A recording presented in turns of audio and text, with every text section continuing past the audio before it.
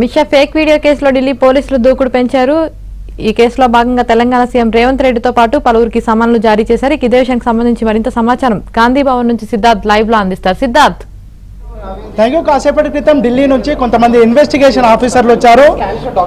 కాంగ్రెస్ పార్టీకి సంబంధించినటువంటి నేతలకు నోటీసులు సర్వ్ చేశారు. అమిత్ షాకి సంబంధించినటువంటి ఒక వీడియోను మార్పు చేసి Telangana Congress social media account నుంచి దాన్ని షేర్ చేసినట్టు వాళ్ళు అభియోగం తెలిపారు. ఇక విచారణకు సంబంధించి మన్నే సతీష్ అని సోషల్ మీడియాకి సంబంధించినటువంటి చైర్మన్ ఉంటారు.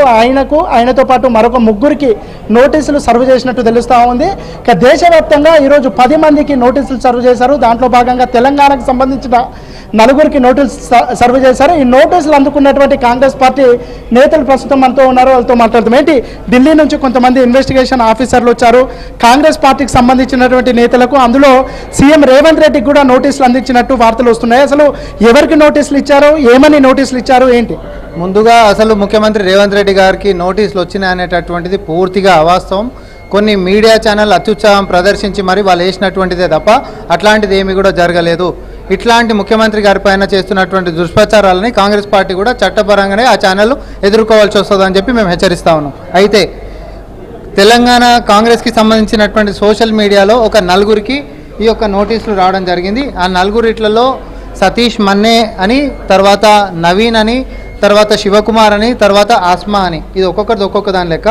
అయితే ఈ జరిగినటువంటి దాంట్లో ఒక పోస్ట్కి సంబంధించినటువంటి దాంట్లో స్పెషల్ సెల్ ఢిల్లీ పోలీస్ వాళ్ళు ఈ యొక్క నోటీసులు మనకి ఇచ్చిండ్రు.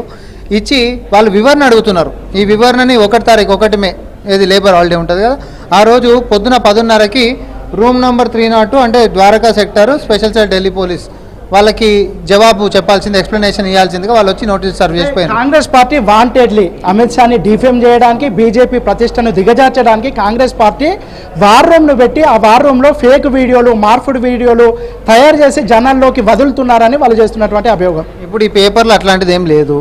ఈ పేపర్ ప్రకారం అయితే అట్లాంటిది ఏది కూడా లేదు. అది ఏం వీడియో పెట్టిరో కూడా మనకి ఇంకా తెలియదు.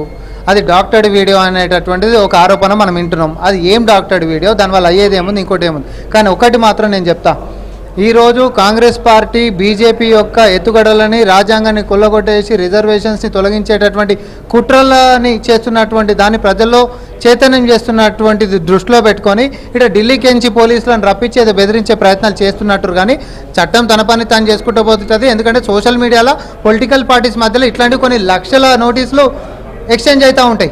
ఇప్పుడు మా పార్టీ మీద ఇంకొకరి పార్టీ మీద మేము, అట్లనే మా సోనియా గాంధీ గారి మీద, రాహుల్ గాంధీ గారి మీద, ప్రియాంక గాంధీ గారి మీద, ఎప్పుడో చచ్చిపోయినటువంటి నెహ్రూ గారి మీద అసలు లేనటువంటి అవాస్తవాలని ఫ్యాబ్రికేషన్ తోటి, లేకపోతే డాక్టర్డ్ వీడియోలని డీప్ ఫేక్ తోటి వాళ్ళు 100 రకాలు కాదు, వాళ్ళ బతుకుతుంది సోషల్ మీడియాలో అబద్ధాలతోటి. అబద్ధాలు ఆడుతున్నాడే ఈరోజు మరి మా మీద నోటీసులు ఇస్తే మేము జవాబుదారితనం ఇస్తాం. మేమేం అది కాదు, బరాబర్ జవాబుదారితనం ఇస్తాం. కానీ ముఖ్యమంత్రి గారి మీద చేస్తున్నటువంటి దుష్ప్రచారం మాత్రం ఖచ్చితంగా ఆగాల్సిందే.